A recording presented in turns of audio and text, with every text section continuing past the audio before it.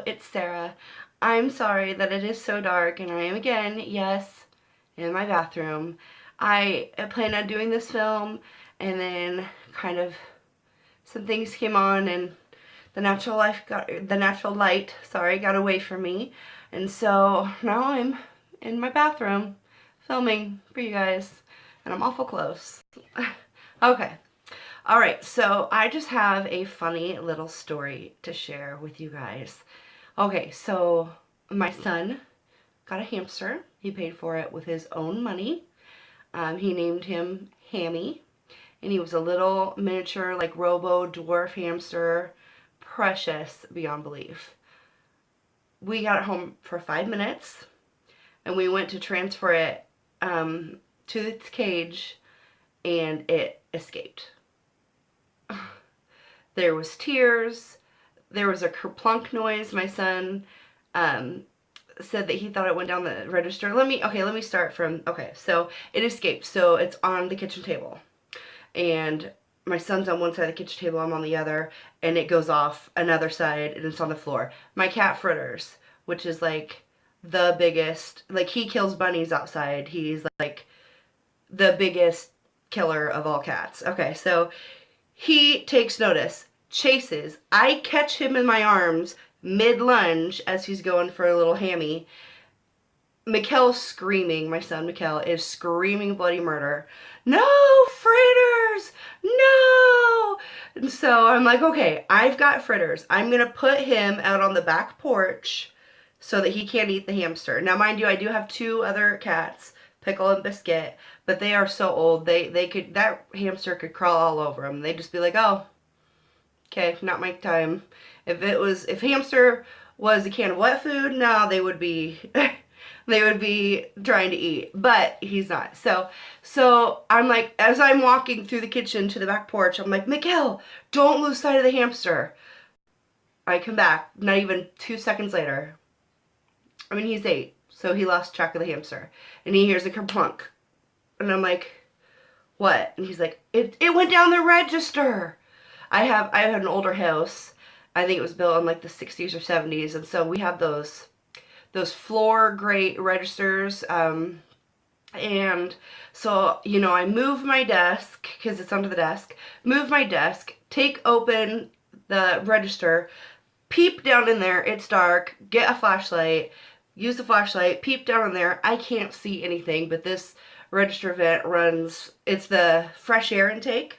So it runs the whole length of my house. And I'm like, oh God. Okay, so the hamster's gone.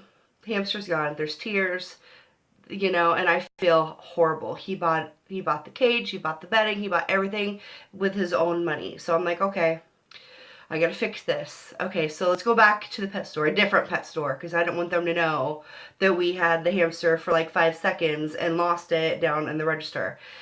Okay, so mind you, I'm not gonna recommend those little robo dwarf hamsters for little children. They say that they're for easy to take care of. If you never want to pet it or touch it or hug it or kiss it, yeah, it's great to take care of. It's kind of like a fish. You just feed it. Nobody wants that. When you have a pet, you want to pet it. Anyway, I digress. Okay, so we go to a different pet store and we get another hamster.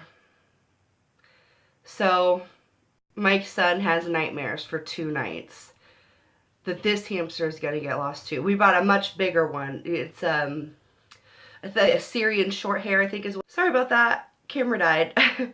Okay, so we have the new hamster, and then I hear scratching in the middle of the night, and I'm like, oh God, I don't want this thing to die in my register. So I go downstairs, and it's probably about 1 o'clock in the morning, and I hear it jumping, but I don't know. I mean, because my basement is one of those really old basements that's like it's like a shelf basement, and so it's got bare ductwork. So I'm thinking, oh God. Okay, so I couldn't sleep that whole night knowing that the little hamster was trapped. Okay, so the next day, it was Easter break. This happened over Easter break. So it was Easter break, so Mikhail didn't have school. And so we were hanging out, and it was quiet in the house. He was playing a game on his or his iPad, and I was, just lounging in my bedroom listening to, I think, YouTube. Go figure. But I heard some scratching and jumping again. So I'm like, okay, this time I'm gonna go down there. I'm gonna find it. So I go downstairs, and I heard a really good jump when I was down there. Okay, so I was like, okay. I was listening, and then, okay, you know that area where the vent connects with like the heater or the air conditioner unit thing in the basement? I don't know what it's called. But you put, that's where you change your filter, you put your new filter in. So I pulled the filter out. Lo and behold, here's this little hammy head. Hello? Hello? And so I put my hand down there, and I was like, oh my god, oh my god, oh my god, don't let him run, don't let him run. And he came right into my hand, and I, cupped him like that, and I carried him upstairs, and I'm like, oh my god, Mikhail, I found Hammy. We need to get him some water quick. He's been down there for 2.5 days.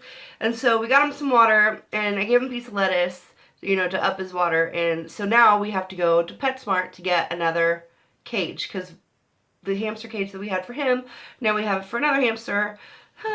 So $38 later, we have 2 hamsters.